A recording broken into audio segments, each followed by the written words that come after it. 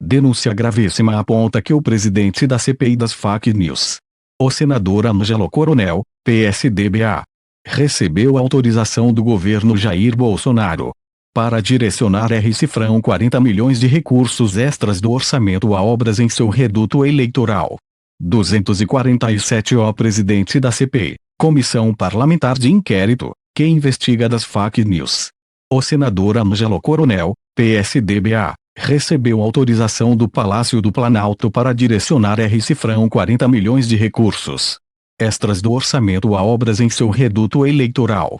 A verba consta na planilha informal do governo, que registra um repasse de R$ 3 bilhões a 285 parlamentares às vésperas das eleições da nova cúpula do Legislativo.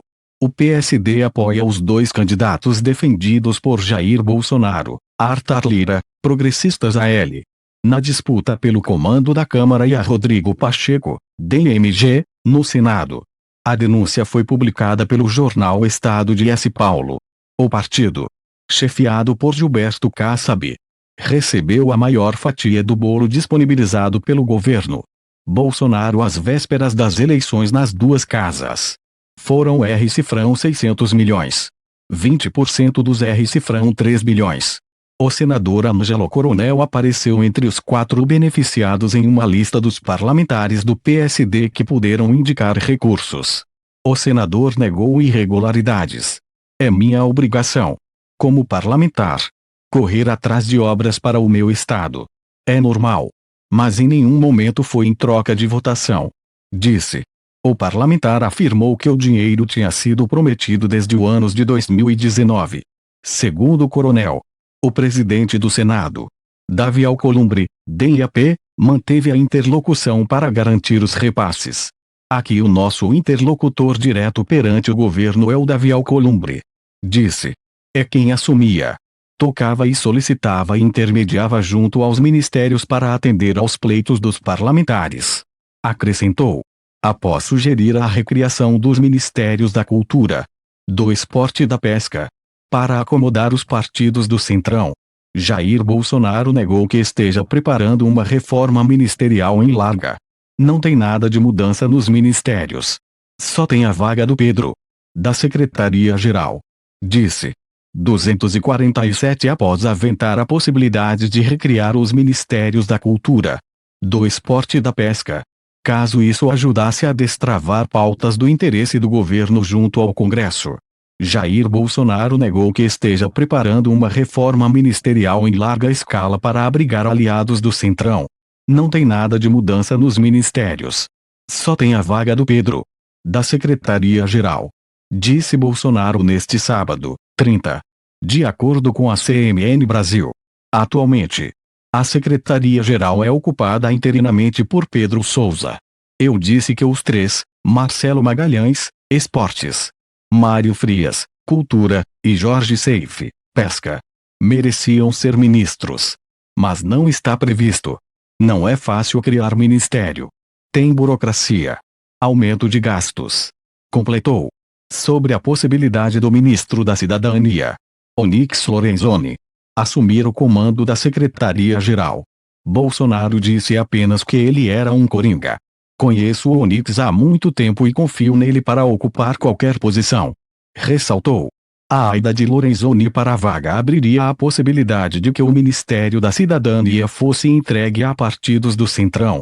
O bloco, que apoia o atual governo, vem fazendo pressão para conseguir cargos e ministérios em troca de votos favoráveis aos interesses do governo no Congresso. Maioria dividida transforma-se em minorias desesperadas, sem rumo, sem condução.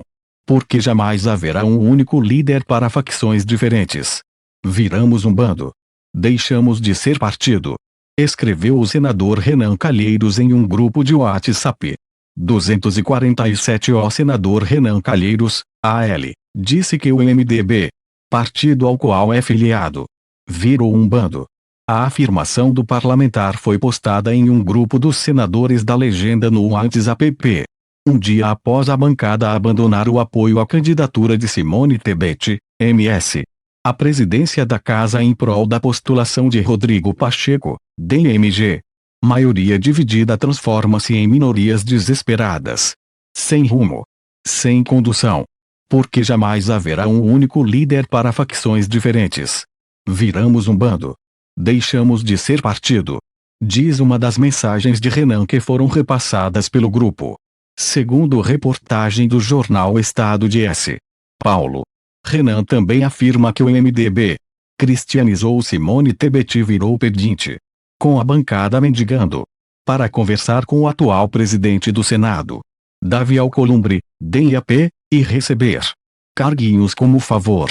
É o fim melancólico para quem liderou a casa. E agora foi rebaixado para a Série D. Escreveu Renan em outra postagem. A eleição que vai definir o comando do Congresso acontece na próxima segunda-feira, 1. O acordo citado por Renan foi firmado na quinta-feira, 28.